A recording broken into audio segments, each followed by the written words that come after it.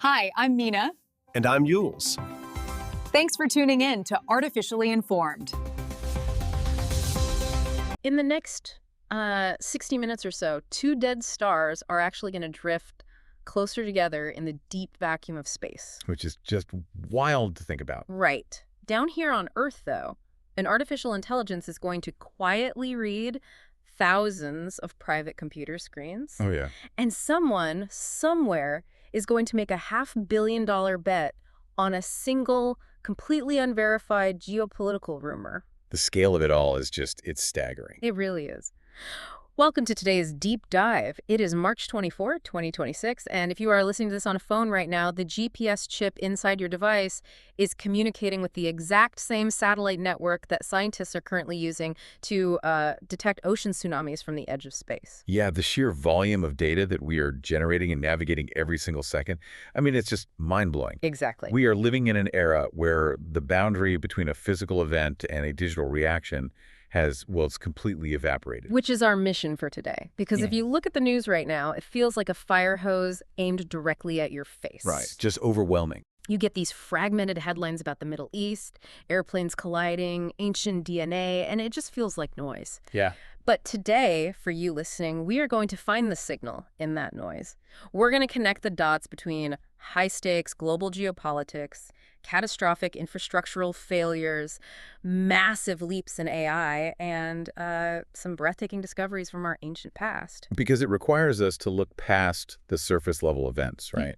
We have to examine the underlying mechanics. Definitely. When a system breaks, whether it is a global supply chain or a biological lineage, it rarely breaks for the reason we initially think it does.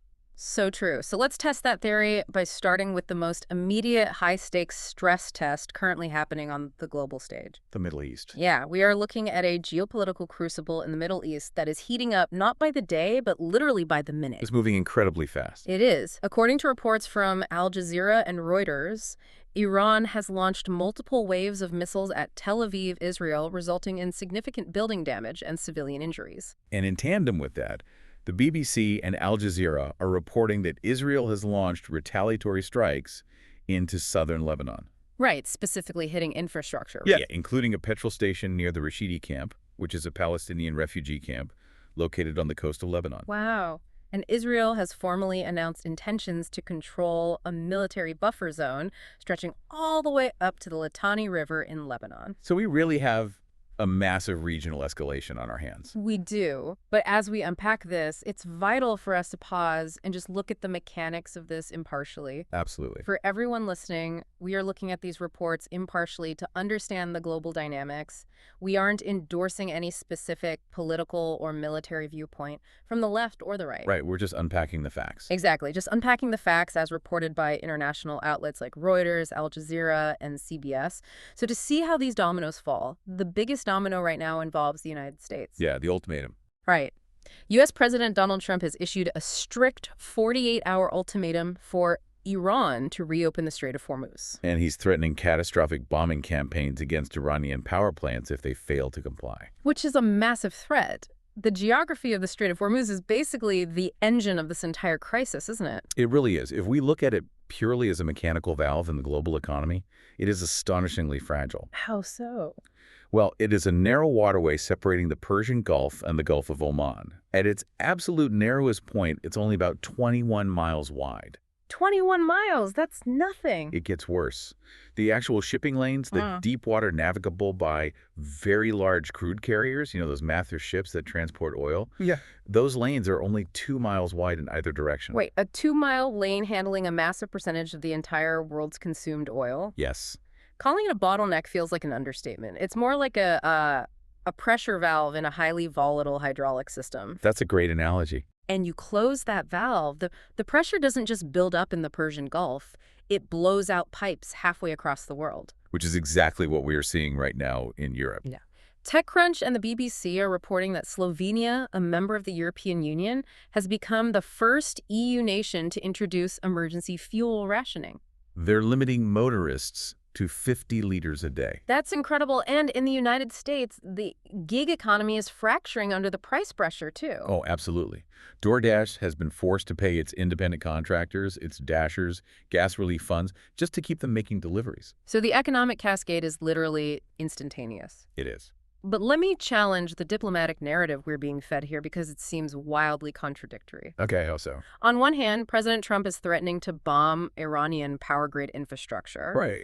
On the other hand, simultaneously, reports from CBS and Axios quote the president claiming that productive negotiations are happening with a senior Iranian official. Yeah, suggesting a framework for joint control of the Strait of Hormuz alongside Iran's new supreme leader, Mojtaba Khamenei. Right. But meanwhile, state media in Iran, like RT and India Today, are broadcasting that the Iranian government dismisses these talks entirely as fake news. Yeah, it's a stark contrast.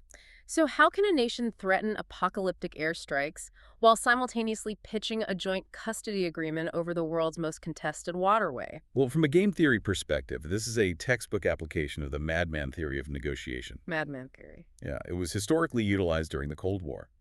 The objective is to convince your adversary that your decision-making process is volatile and unconstrained by traditional diplomatic norms. So you want them to think you're crazy. Basically, yes. If the opponent believes you are genuinely capable of a disproportionate, irrational response, like bombing civilian power infrastructure over a shipping lane dispute, they are theoretically compelled to rush to the negotiating table just to stabilize the environment. Okay. So the chaos is the feature, not the bug. Exactly. But Iran isn't just a passive player in this game theory simulation. They have their own internal mechanics. Very complex internal mechanics. Yeah. Moshe Khamenei has just assumed the role of supreme leader, right? And he's stepping into a volatile environment where Saudi Arabia and the United Arab Emirates, the UAE, are reportedly on the cusp of formally joining a U.S.-Israel military coalition. Which is an existential encirclement for Iran. Right. So how does that alter their strategy? Well, it forces us to look at the theological architecture of Iranian statecraft.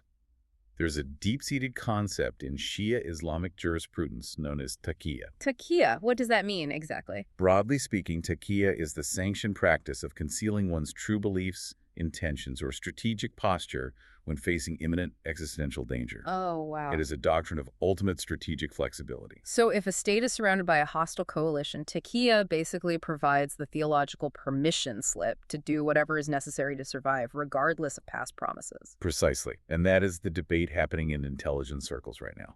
Because of the nuclear issue. Right. For decades, the previous supreme leader maintained a religious fatwa, a binding Islamic legal pronouncement strictly forbidding the development of nuclear weapons. Right. But with this new U.S.-Israel-Saudi coalition forming, analysts are questioning if the new supreme leader will invoke taqiyya to formally rethink that fatwa. Wow. That shifts this from a regional shipping dispute to a global nuclear proliferation crisis. Instantly. And the financial markets are reading these tea leaves perfectly. The Financial Times noted that Brent crude oil futures have surged back over $100 a barrel. Right. But here is the detail that absolutely floored me. What's that? $580 million in oil futures bets were placed mere minutes before President Trump posted on social media about these alleged Iranian peace talks. Which exposes the raw mechanics of modern financial warfare. I mean, how does that even happen? Well, we are no longer dealing with human floor traders reacting to a television broadcast. We're dealing with high-frequency algorithmic trading. Wait, so you are saying these algorithms are literally scraping geopolitical rhetoric in real time? Yes. They utilized advanced natural language processing. These algorithms are deeply integrated into social media fire hoses. That is wild. So when a world leader posts a statement, the algorithm parses the sentiment of the text, identifying keywords like productive, negotiations, or bombing, and execute hundreds of millions of dollars in derivatives trades in milliseconds. Before a human has even read the tweet. Long before a human analyst has even finished reading the sentence. So that $580 million bet strongly suggests that an entity had advanced knowledge of the diplomatic post, or an algorithm was positioned to front-run the market the microsecond the data hit the servers. It's a terrifying fusion of statecraft and insider trading. It really is. We are watching state actors and algorithmic markets weaponize information to deliberately stress global systems. Yes, intentional stress. But what happens when those systems don't need a geopolitical push to break? What happens when the sheer, overwhelming complexity of our infrastructure becomes its own worst enemy? That's when we transition from intentional conflict to systemic failure. Right. Let's look at the physical infrastructure keeping the world moving, specifically aviation and military transport. In New York, USA, we have a catastrophic tragedy at LaGuardia Airport. Just awful. According to the New York Times and Al Jazeera, an Air Canada passenger jet collided directly with a fire truck on the active runway. And the audio released from air traffic control, the ATC, is harrowing. Yeah, you can hear the controller screaming, "Stop, stop, stop!" Both pilots were killed upon impact, and dozens of passengers sustained severe injuries. A profoundly tragic event. And tragically, it is mirrored by a massive military failure in South America. Yeah, the South China Morning Post and DW report that a Colombian Air Force Lockheed Martin Hercules C-130 crashed almost immediately after taking off. This was from Puerto Leguizamo, a municipality in Colombia near the border with Peru. Right. The casualty numbers there are devastating. Out of 125 personnel on board, 66 are confirmed dead and 4 remain missing. And the political fallout is immediate. It is. Colombian President Gustavo Petro isn't blaming weather or pilot error. He is publicly blaming bureaucratic failures. Right. He stated that institutional gridlock actively hindered the modernization of their aging military fleets. And when we analyze these events, we have to discard the simplistic idea of human error. Okay, why is that? In risk management and systems engineering, there is a concept called normal accident theory. It was developed by sociologist Charles Perrow. I've heard of the Swiss cheese model of risk management where the holes in the cheese have to line up for a disaster to happen. Is this similar? It's related, but the Swiss cheese model assumes failures are anomalies that slip through defensive layers. Okay. Normal accident theory goes a step further and argues something much darker. It suggests that in systems that are highly complex and tightly coupled, meaning a change in one component instantly affects another, without any buffer time, catastrophic failure is not an anomaly. Wow. It is a mathematical inevitability. So you build a system complex enough and you are essentially guaranteeing a disaster. Because you cannot anticipate the infinite ways components might interact. At LaGuardia, you have ground radar, human air traffic controllers, pilots operating under high cognitive load, and emergency ground vehicles navigating active tarmac. So many moving parts. Exactly. When those tight couplings misalign, the disaster unfolds faster than human intervention can stop it.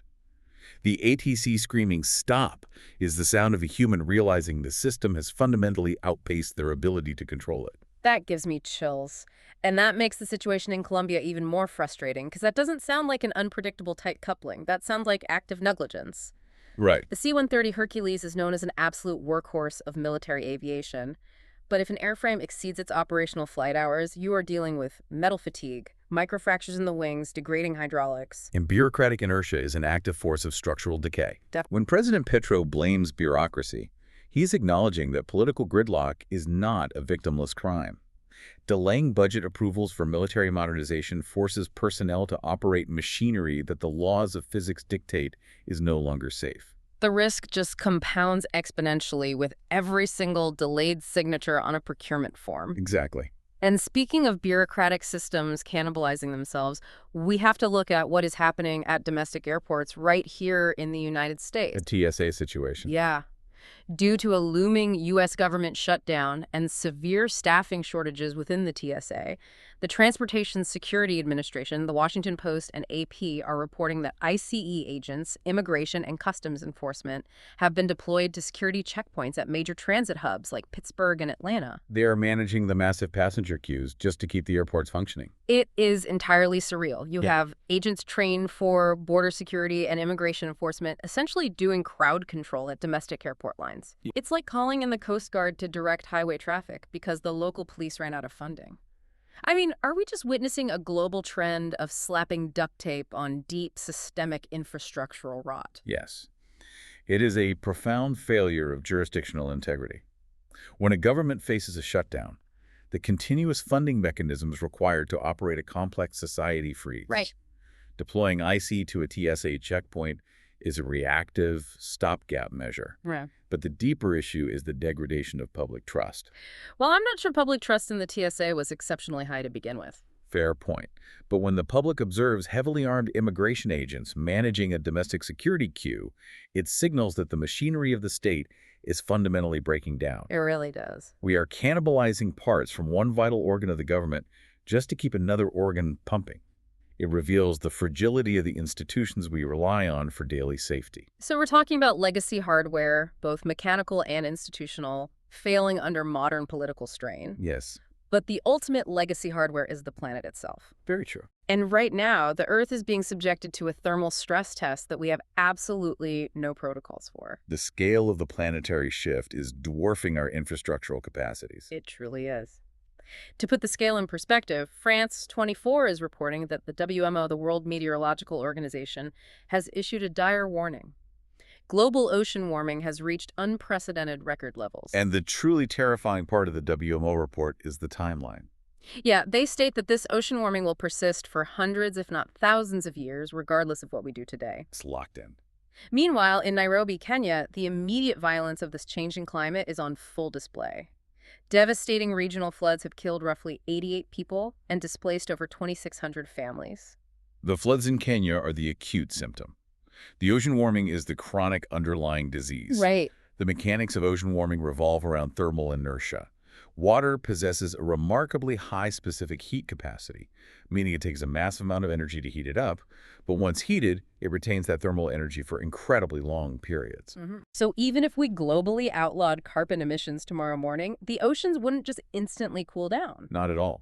The oceans have absorbed roughly 90% of the excess heat trapped by greenhouse gases over the last century. 90%. Wow. That heat is actively altering the thermohaline circulation. Those are the deep ocean currents, driven by differences in water temperature and salinity. Reversing that momentum is a geological scale problem, which is why the WMO uses a timeline of millennia. We are locked into a trajectory. But human engineering is desperately trying to build lifeboats. We are trying. A new study published in the South China Morning Post from researchers at the University of Michigan and Peking University looked at how our green tech is surviving this heat. The EV batteries. Yeah. They found that a 2 degrees Celsius rise in global temperatures heavily degrades older electric vehicle batteries, cutting their lifespan by about 8%. Right. But newer EV batteries, specifically those manufactured after 2019, only lose 3% of their lifespan under the same heat stress. This is a testament to the rapid iteration of material science. The bottleneck with lithium-ion cells has always been thermal runaway and the degradation of the internal chemistry when exposed to high ambient heat. Right. The heat essentially cooks the liquid electrolytes inside the battery over time. Precisely. The older batteries relied on chemistries that were highly vulnerable to that thermal degradation. So what changed after 2019? Well, post-2019, engineers introduced advanced dopants, chemical additives, and began utilizing solid-state or semi-solid electrolytes that maintain structural integrity at much higher temperatures. That's incredible. We identified a critical failure point in our transition away from fossil fuels, and within half a decade, engineering provided a mitigation strategy. And that mitigation strategy extends all the way into low Earth orbit. Oh, Guardian. Yes. NASA, the National Aeronautics and Space Administration, has deployed an incredible new early warning system called Guardian. Which is an amazing acronym. It really is. That stands for the GNSS Upper Atmospheric Real-Time Disaster Information and Alert Network. NASA used this system to successfully detect a tsunami generated by an earthquake in Kamchatka, Russia. And it gave a 32-minute advance warning before the wave reached the coast of Hawaii. Which saves lives. But the way it detects the tsunami sounds like pure science fiction. It is a brilliant application of atmospheric physics. Guardian does not rely on traditional ocean buoys. It relies on the interconnected nature of the Earth's layers. Okay, walk me through the mechanics of this because I'm fascinated. The earthquake happens on the ocean floor. Then what? So the tectonic shift on the ocean floor displaces a colossal volume of water, generating the tsunami. But that water displacement also acts like a giant piston, pushing against the atmosphere directly above it. Pushing the air up. Exactly. This upward push creates what physicists call an acoustic gravity wave. So a sound wave made of air is traveling straight up. Yes, propagating upward through the stratosphere and straight into the ionosphere. The ionosphere. Right, which is the layer of the Earth's upper atmosphere saturated with charged particles, ions, and free electrons created by solar radiation. And here is where the satellites come in. GNSS stands for Global Navigation Satellite System. Right. That's the network that powers the GPS on our phones and in our cars. Exactly. Those GPS satellites are constantly beaming radio frequency signals down to Earth. Those signals have to travel through the ionosphere. Okay, I'm with you. Now, when that acoustic gravity wave from the tsunami hits the ionosphere, it causes fluctuations in the density of those free electrons. It literally changes the density of the edge of space. Yes. And when the electron density changes, the GPS radio signal passing through it experiences a tiny, microscopic delay. Oh, wow. The Guardian algorithm continuously monitors the GPS signals. The moment it detects that specific pattern of delay, it deduces that a massive displacement of water just occurred on the ocean floor below. That is absolutely profound. We are basically using the radio signals beaming to our cell phones as a planetary seismograph. It's genius. We are decoding the physical atmosphere to survive. But this raises a glaring issue. What's that? The algorithms doing that heavy decoding are evolving so fast that we're rapidly losing the ability to decode the algorithms themselves. Right. We have arrived at the AI inflection point.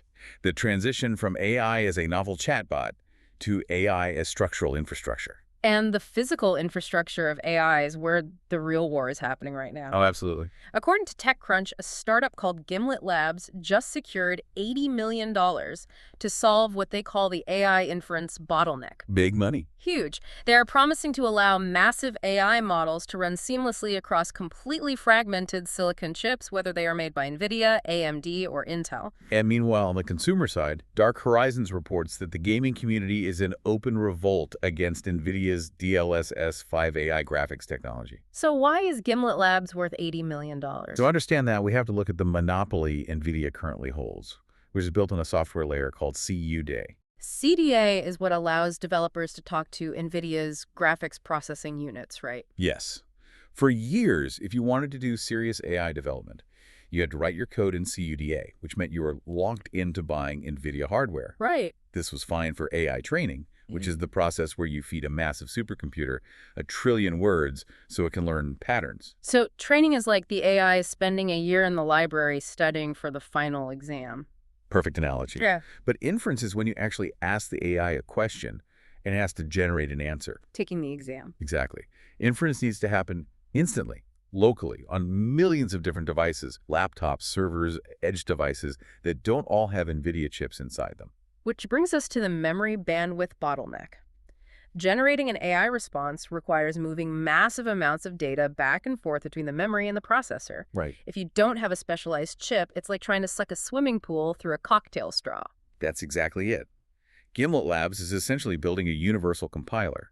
It's a translation layer that bypasses CUDA entirely. It optimizes the math so the AI can run efficiently on an AMD chip, an Intel processor, or even specialized mobile silicon.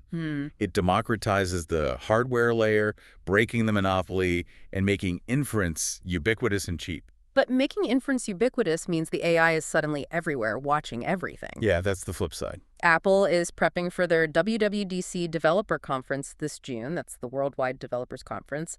And TechCrunch says they are teasing massive AI upgrades to Siri, giving it deep, cross-app contextual awareness. Contextual awareness is the key phrase there. Right. But the startup that actually sent a chill down my spine is called Littlebird. They just raised $11 million for a recall tool. Yeah, I saw this. This software literally utilizes continuous optical character recognition and computer vision to read your computer screen in real time. It logs everything you look at. To automate tasks and answer questions based on your daily context. This represents the shift toward agentic AI. Right. We are moving away from prompting large language models and moving toward autonomous agents that continuously observe your environment and take actions on your behalf without requiring explicit instructions. Let me push back on this, because the privacy implications are dystopian. An AI agent that watches my screen all day. It's invasive. It reads my private emails, it watches me log into my bank, it analyzes my search history in real time. That doesn't sound like a helpful executive assistant. It sounds like a panoptic digital spy. I hear you. If the processing happens locally on my machine, maybe I feel slightly better, but where is the line between a frictionless productivity tool and absolute surveillance? That is the defining ethical and architectural dilemma of the next decade. The core value proposition of an agentic AI is zero friction. It can only anticipate your needs if it has total access to your behavioral data. So you are bartering your privacy for extreme convenience. Exactly. Oh. And when you extrapolate that to the geopolitical level, data sovereignty becomes a matter of national security. Which perfectly explains the sudden, aggressive move by the FCC. Yes. The Federal Communications Commission has just issued a blanket ban on the import of new consumer internet routers manufactured overseas, explicitly citing severe national security risks. It is an acknowledgement of where the true vulnerabilities lie. If data is the new oil, then routers are the pipelines and the border checkpoints. A router is literally the front door to your digital life. Every packet of data from your laptop, your smart thermostat, and now your screen-reading Little Bird AI has to pass through that piece of plastic. And the firmware on consumer routers is notoriously insecure. Is it really that easy to hack? If a foreign intelligence apparatus compromises the supply chain and installs a backdoor in the router's firmware, they don't need to hack your highly secure laptop or crack Apple's encryption. Right. They can simply execute packet sniffing at the router level, intercepting the raw data as it leaves your house. Yeah. By banning foreign routers, the FCC is attempting to physically secure the perimeter of the American internet. So Apple is building walled gardens of AI, startups are logging our screens, and the government is banning foreign network hardware. We are building these massive, invisible digital walls on Earth, retreating into paranoid little enclaves. It's getting claustrophobic. It makes you want to look up and just get off this rock entirely. Hey, well. But as we are finding out, the vacuum of space doesn't care about our geopolitical ambitions. No. Getting back to the moon is proving to be agonizingly difficult. We are undoubtedly in the throes of a second space race, primarily between the United States and China. But the friction is immense. NASA is pushing hard to update its Artemis program, which is the initiative designed to establish a permanent human presence on the moon. The plans are incredibly ambitious. Very ambitious. Space.com reports they intend to lay miles of fiber optic cables across the lunar surface to act as a seismic network to measure moonquakes. That's amazing. And by 2028, NASA plans to launch the LUPEX mission. That's the Lunar Polar Exploration Mission. It'll be equipped with a neutron spectrometer system to hunt for subsurface water ice. Critical for a lunar base. And perhaps most aggressively, they plan to deploy a nuclear thermal propulsion system called Space Reactor 1 Freedom by 2028. Ambition is essential, but execution requires overcoming brutal physical realities. And currently, the U.S. space program is hindered by compounding delays. Yeah, Archie reported that the highly anticipated Artemis II mission had to be delayed due to a helium leak in the launch infrastructure, forcing NASA to scale back several near-term objectives while the Chinese Space Agency accelerates its own lunar timeline. Right. I hear people ask this all the time. If we put men on the moon in 1969 with the computing power of a musical greeting card, why is it taking us so long to get back? It is a phenomenal question that speaks to the nature of institutional memory and risk architecture. First, we have lost the tacit knowledge. What do you mean by tacit knowledge? You can possess the original blueprints for the Saturn V rocket, but you do not possess the unwritten, hands-on expertise of the technicians who hand-welded those specific alloys. That human knowledge base retired and passed away. So we are essentially reinventing the wheel, but a much more complicated wheel. Which leads to the second issue, software density. The Apollo missions were predominantly analog and mechanical.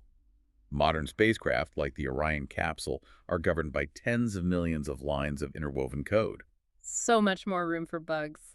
The complexity of debugging a system where a software glitch can misfire a thruster is astronomically higher today. And third, the fundamental tolerance for risk has changed. Let me jump in there. Looking back at the Mercury and Apollo programs, those astronauts were basically strapping themselves to experimental intercontinental ballistic missiles. Oh, absolutely. The geopolitical terror of the Cold War meant the United States government was willing to accept a shockingly high probability of catastrophic astronaut fatality. Precisely. Today, the cultural and political tolerance for losing a crew is practically zero. Consequently, every single valve, O-ring, and sensor is subjected to exponential testing protocols compared to the 1960s. The helium leak you mentioned is a perfect example. Yeah, why is helium always the culprit in these rocket delays? Well, helium is an inert gas, but it is the second smallest element in the universe. In rocketry, it is used to pressurize fuel tanks. Because the atoms are so incredibly small, helium will exploit the tiniest microscopic flaw in a seal or a valve, especially when exposed to the extreme cryogenic temperatures of liquid rocket propellant. Oh, so it just sneaks through anything. Finding and fixing a helium leak is an exercise in microscopic precision. It's agonizing, but necessary. Let's talk about the hardware they're actually sending, because the OPEX mission's neutron spectrometer is fascinating. It really is. How does a machine driving on the surface of the moon definitively detect frozen water buried under feet of solid rock and dust? It utilizes the physics of subatomic scattering. The spectrometer actively fires high-energy neutrons down into the lunar regolith. Into the dirt? Right. To visualize this, imagine the neutrons as a cue ball on a billiard table.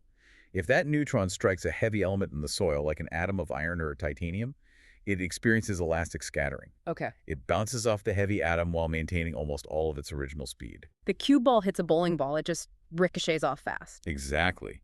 However, hydrogen atoms, which are the key component of water ice, have almost the exact same mass as a neutron. Oh, I see where this is going. When the neutron strikes a hydrogen atom, it experiences inelastic scattering. It transfers a massive amount of its kinetic energy to the hydrogen atom, violently slowing down. The detector on the rover measures the velocity of the neutrons bouncing back up from the dirt. So if the machine detects a sudden influx of slow, sluggish neutrons, it knows it just hit a pocket of hydrogen, meaning there is water ice right beneath its wheels. That's it. That is such an elegant application of physics. Speaking of physics, I have to mention a couple of quick terrestrial space stories.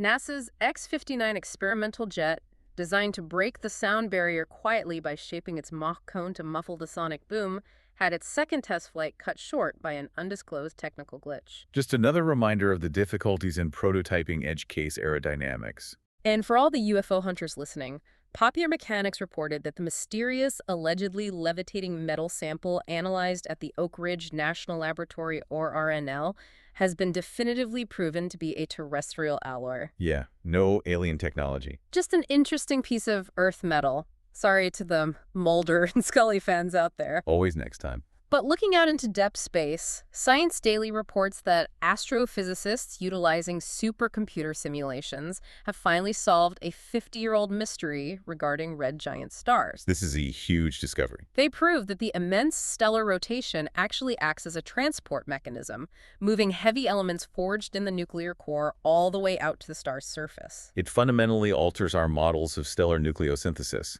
and how the heavy elements that make up our bodies are distributed across the galaxy. It's like a cosmic blender. The sheer centripetal force of the spinning star churns the heavy elements baked at the bottom right up to the top. Beautiful way to put it. But bringing it back to our own immediate future in space, the Artemis delays are frustrating, but we are still aiming for massive leaps. The Space Reactor 1 Freedom Project in 2028 is focusing on nuclear thermal propulsion. Which is the true paradigm shift required for deep space exploration. Really? Why is that? Chemical rockets, which burn a mixture of fuel and oxidizer, have essentially reached the maximum theoretical limit of their efficiency, known as specific impulse. They're just too heavy and too slow for sustained interplanetary transit. So how does a nuclear rocket change the math? Nuclear thermal propulsion discards the combustion process entirely. It uses a controlled nuclear fission reactor to directly heat a liquid propellant, typically liquid hydrogen, to extreme temperatures. The hydrogen expands violently and is expelled through the engine nozzle, generating thrust. Because hydrogen is so light, the exhaust velocity is incredibly high, effectively doubling the efficiency of the best chemical rockets. Wow. If we double the efficiency, a mission to Mars goes from being a multi-year, radiation-soaked endurance test in a cramped capsule to a rapid transit reality. Exactly. It cuts the travel time in half, mitigating the severe physiological degradation of the astronauts in zero gravity. It makes the solar system navigable. We are using supercomputers to map the internal organs of a star 50 years in the past and designing nuclear engines to reach Mars. But sometimes the most profound mysteries require us to look down into the dirt to understand the ancient biological hardware that got us here in the first place. Which brings us to our final segment. Yes, echoes of antiquity. Unearthing the past to clarify our understanding of the present. We have 3 phenomenal archaeological discoveries. I hear them. First, Popular Mechanics reports on the DNA sequencing of a skeleton affectionately named Thorin, who lived 42,000 years ago in what is now France. Thor and the Neanderthal. Right. Thorin is identified as one of the last living Neanderthals, but the genomic analysis reveals something devastating. His DNA shows markers of over 50,000 years of extreme, unbroken isolation and deep inbreeding. This dramatically alters the anthropological consensus. For decades, the dominant theory was that Neanderthals were simply outcompeted or actively eradicated by the arrival of anatomically modern humans. But Thorin's genome tells a different story. It tells a story of demographic fragmentation. Genetic drift in isolated populations is ruthless. When a group is cut off by geographic barriers like glaciers or mountains, they cease the gene flow. The exchange of genetic material with other populations? Right. Over 50 millennia, Thorin's specific lineage essentially became locked in a state of high homozygosity. Which means they didn't have the genetic diversity to adapt to anything new. They became biologically brittle. That's the perfect term. Biologically brittle. When a new pathogen was introduced or the climate shifted, they didn't have the genetic tools to survive. They essentially faded away in silence. It's a haunting concept. It really is. And speaking of bringing ancient biology back to life, another article from Popular Mechanics highlights an incredible sensory breakthrough. Scientists have managed to accurately recreate the exact smell of ancient Egyptian mummies, some dating back over 2,000 years. This one blew my mind. Right. They achieved this utilizing a process called gas chromatography mass spectrometry coupled with olfactometry. GTMSO. It is a brilliant fusion of analytical chemistry and human sensory perception. Now, I know gas chromatography is used in forensics. How does it recreate a 2,000-year-old scent? Well, the scientists extract microscopic residue from the mummification bones. The gas chromatograph acts as a molecular sieve. It separates the complex mixture into individual volatile organic compounds based on their mass and chemical properties. Okay, makes sense. The mass spectrometer then precisely identifies the chemical signature of each individual molecule. But a mass spectrometer just spits out a graph. It doesn't tell you what it smells like. Exactly where the olfactometry comes in. As the individual compounds are separated and identified by the machine, they are routed to a specialized sniffing port. Sniffing port? Yes.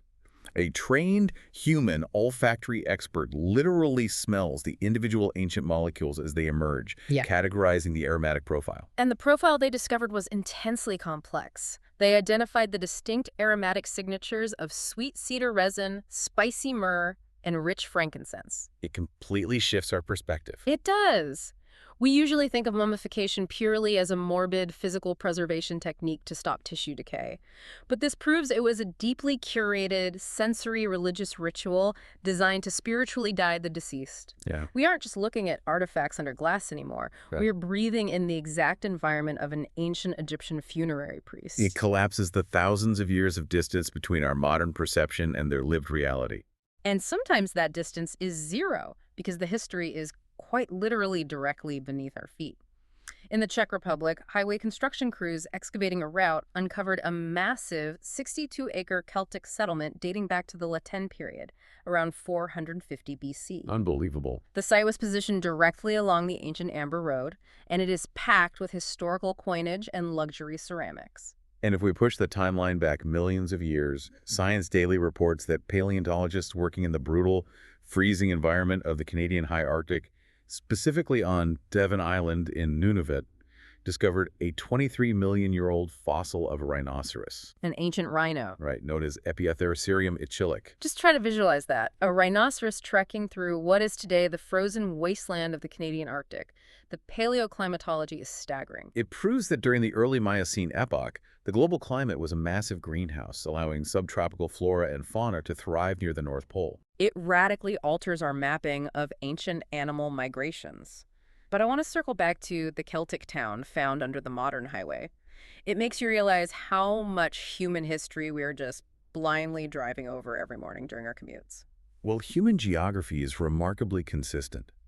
The logic that dictated where a settlement should be built in 450 BC, proximity to fresh water, defensible topography, ease of transit, is the exact same logic that modern civil engineers use when routing a highway. Oh, that makes so much sense. The modern asphalt of the Czech highway follows the ancient Amber Road because the geological path of least resistance hasn't changed.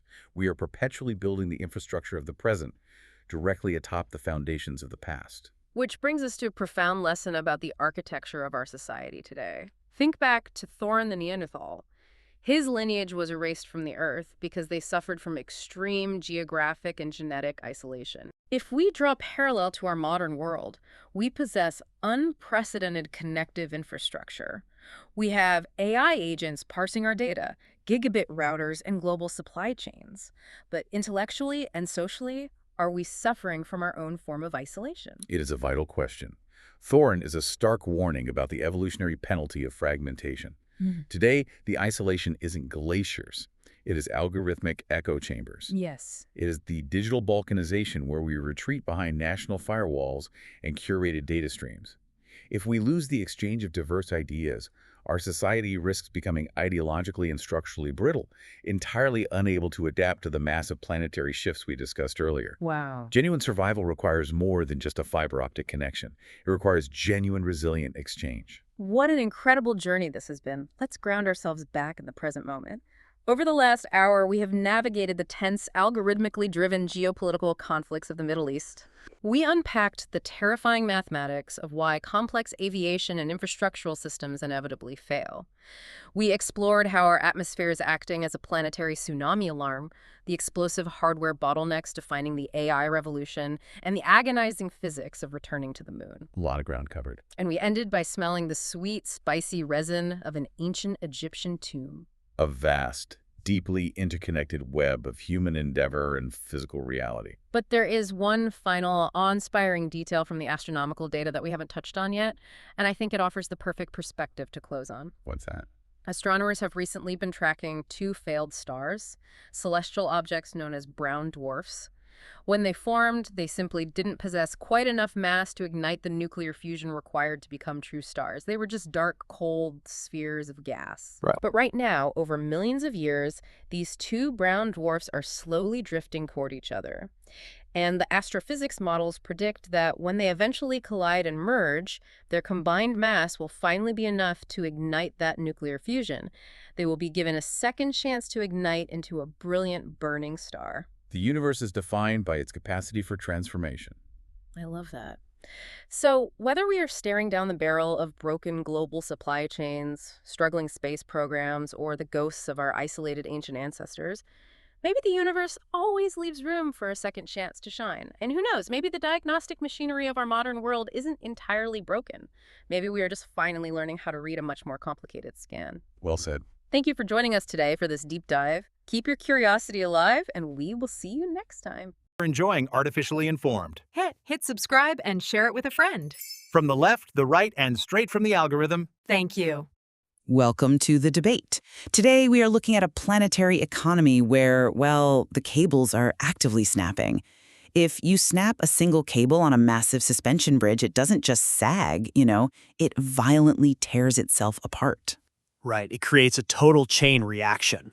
Exactly. And we are witnessing cascading geopolitical crises right now, from the multi-front conflict involving the United States, Israel, and Iran, to the rapid weaponization of energy alliances across Europe and Asia, and frankly, a truly unprecedented surge in global militarization that stretches all the way to Latin America. Yeah, the scope of this is truly global at this point. It really is. So the central question we are exploring in the source material today is this. Are these localized stress tests that will ultimately be contained by the overwhelming, stabilizing gravity of planetary market interdependence?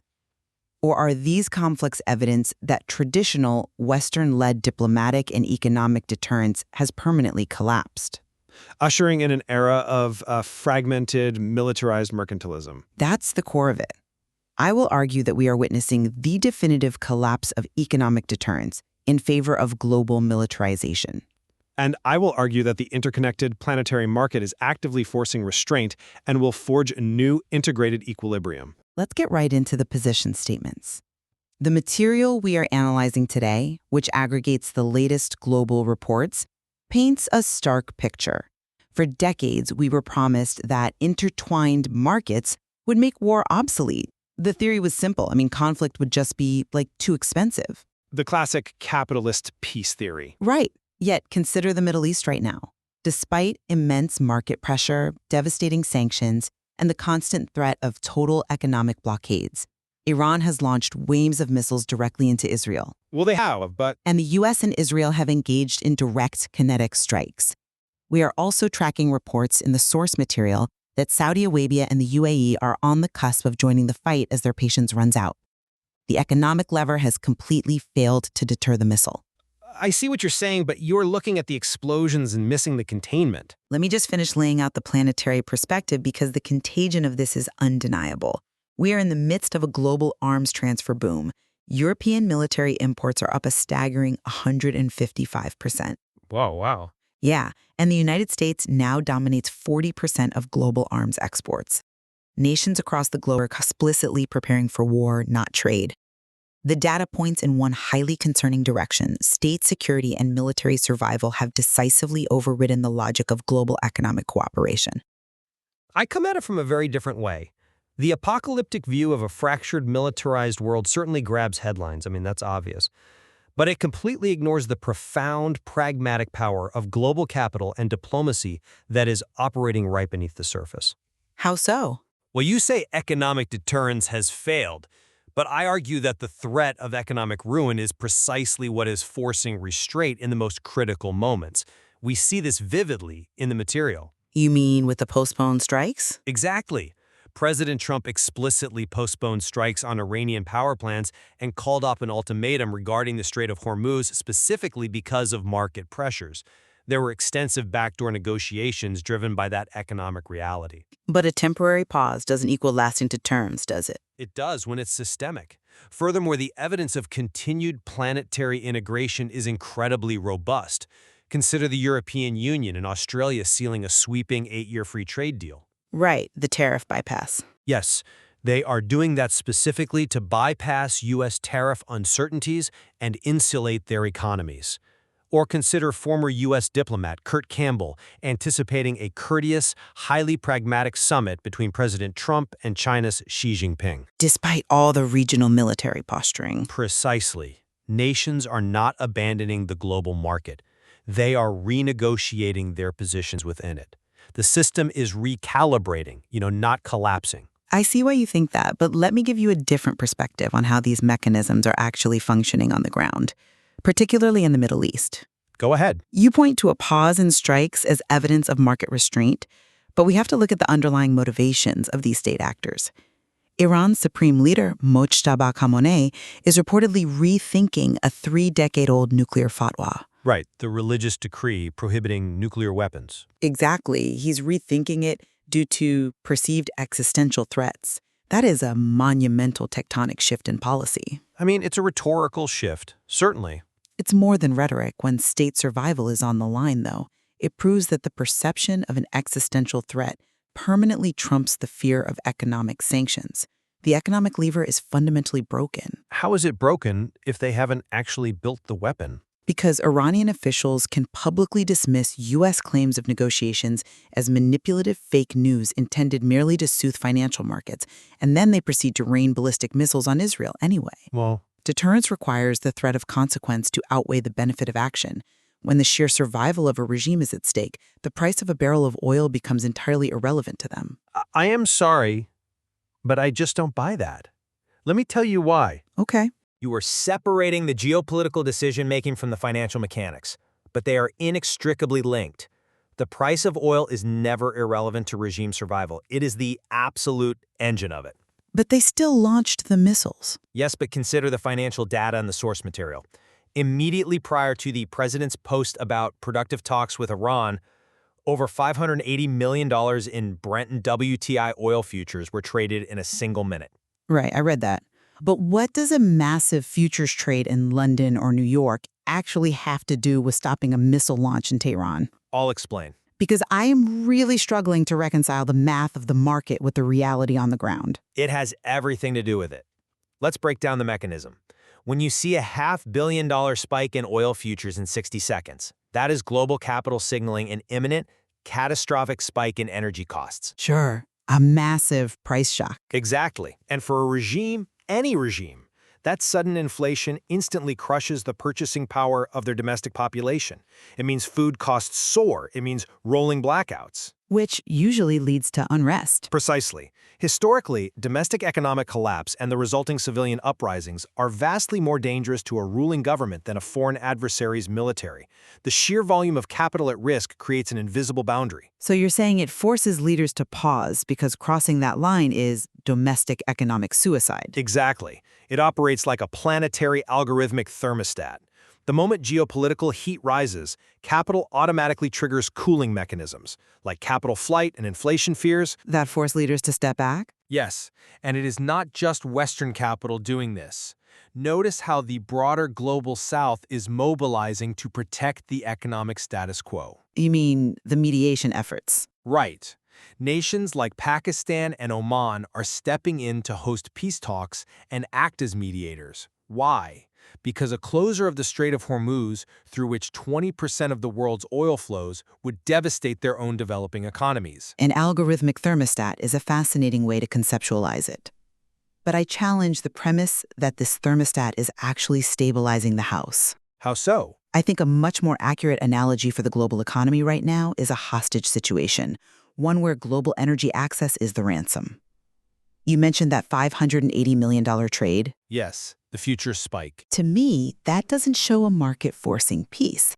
It shows a market panicking. It's betting on the extreme volatility of a conflict that is entirely out of its control. I wouldn't call it panicking, it's pricing in risk.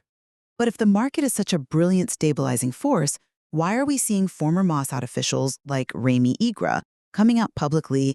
He stated that the entire strategy of regional assassinations was a massive miscalculation. Well, intelligence miscalculations happen independently of market forces. But they trigger market catastrophes. Igra explicitly pointed out that this strategy failed to spark any sort of Iranian revolution, and instead it has pushed the region dangerously close to a devastating energy war. That's a fair point on the risk. A war that could easily drag in Saudi Arabia and the UAE. The market didn't prevent that massive strategic miscalculation. The market is just scrambling to react to the fact that energy is now being actively weaponized by state actors. It is reacting, yes, but its reaction initiates a feedback loop that ultimately alters state behavior. You call it a hostage situation, but let's look closely at the restructuring of global energy and alliances across the planet. Okay, let's look at the restructuring. The shift in energy flows we are seeing isn't a collapse of the system. It is a highly efficient market correction. A correction? Entire nations are being cut off from the primary energy sources. Look at Europe. Yes, the European Union is facing a severe energy crisis. But even the head of Russia's Rosatom, Alexei Likachev, accurately framed that as a localized policy failure. A failure of European policy? Specifically, decades of flawed European decisions regarding the rejection of nuclear power. It is not a failure of the global market itself. The market is finding equilibrium. By shifting away from the West. Right. Because the EU cut off Russian energy, Russia simply redirected its crude oil flows to eager, rapidly expanding markets in Asia, like India and Vietnam. The planetary market is efficiently reallocating resources. Completely bypassing Western sanctions. Exactly. It's maintaining global supply despite the political friction. It is the ultimate display of resilience. The thermostat works. That's an interesting point, though. I would frame it very differently. You use clinical terms like efficient market correction and resource reallocation. Because that's what the data shows. But the material shows us that this reallocation is inherently weaponized. It is not governed by free market pricing or efficiency. It is governed entirely by geopolitical loyalty. I'm not sure I agree it's purely loyalty. Well, consider the recent statement from Kremlin envoy Kirill Dmitriev. He explicitly warned that the EU is now at the end of the queue for Russian energy resources. Because the EU sanctioned them first. It's a reciprocal trade action. But it fundamentally alters how the globe trades. That is not the invisible hand of the market efficiently distributing goods to the highest bidder. No, it's statecraft. Right.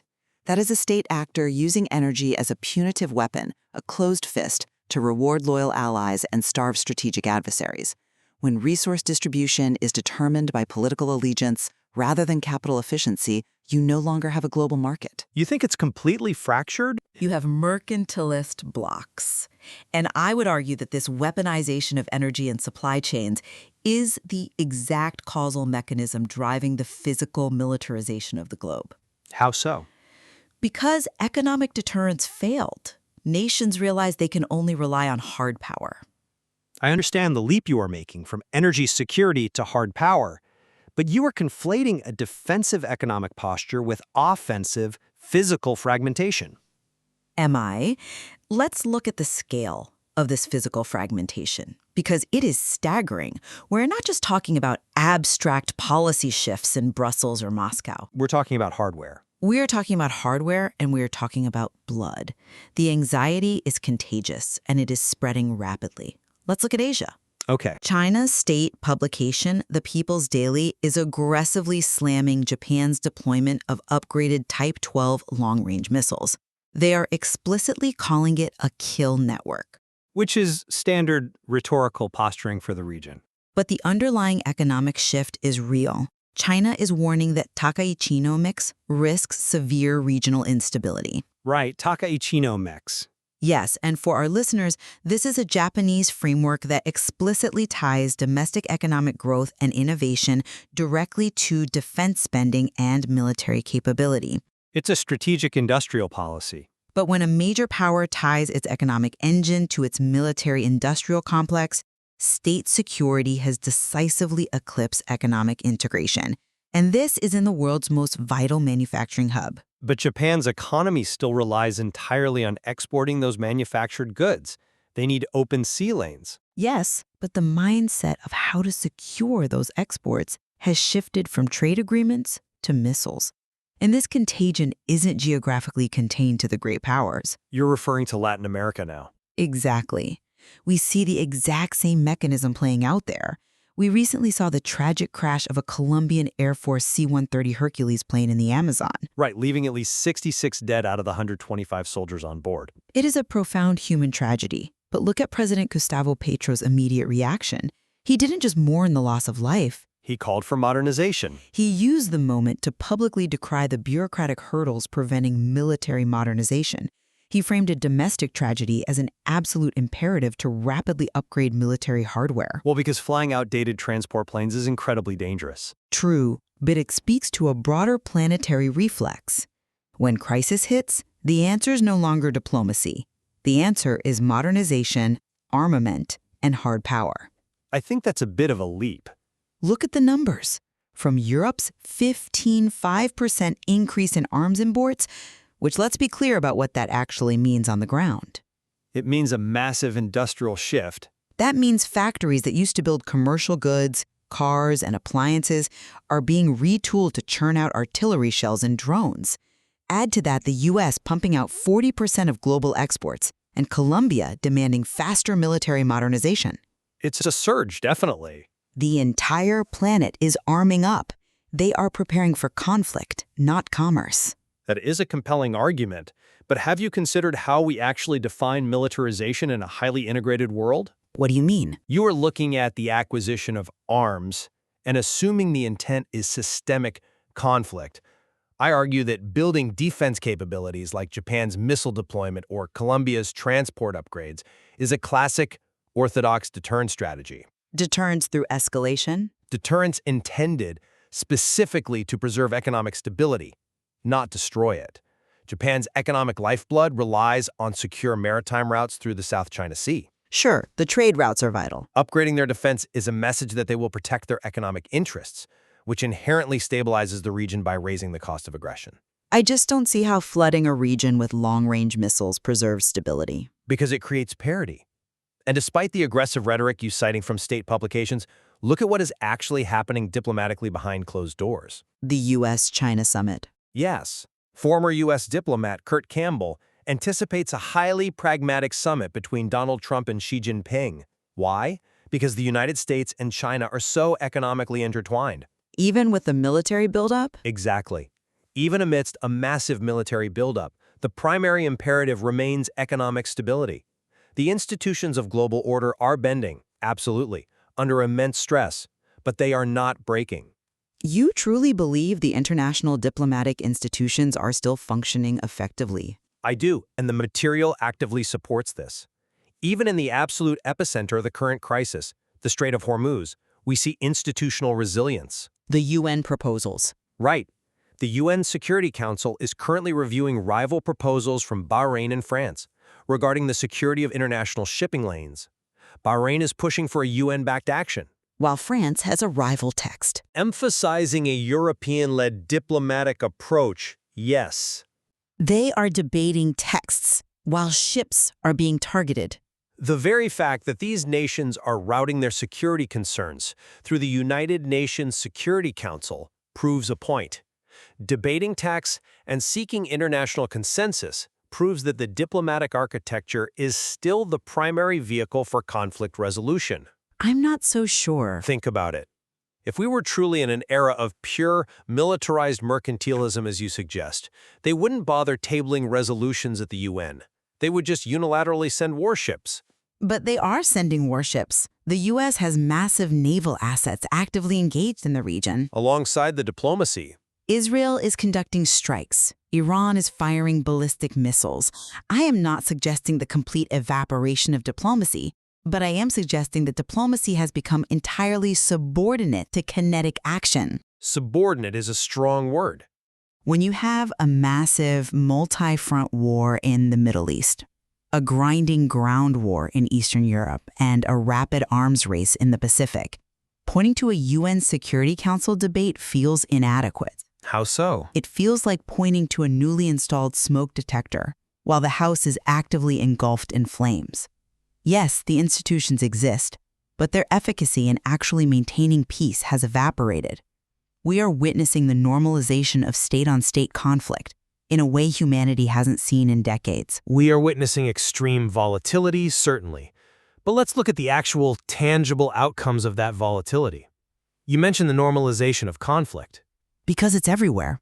But pay attention to how quickly the global system mobilizes to cap that conflict before it becomes a world war. Trump delays strikes on Iranian infrastructure. Why? You said market pressure. Because the global market made the domestic cost of that escalation instantly tangible. You mentioned the European Union and the energy crisis. Yes, they had to pivot painfully away from Russian gas. Very painfully. But look at what they are doing instead. They aren't collapsing into militarized isolationism. They are accelerating their economic integration with other democratic partners across the globe. By signing the deal with Australia. Precisely.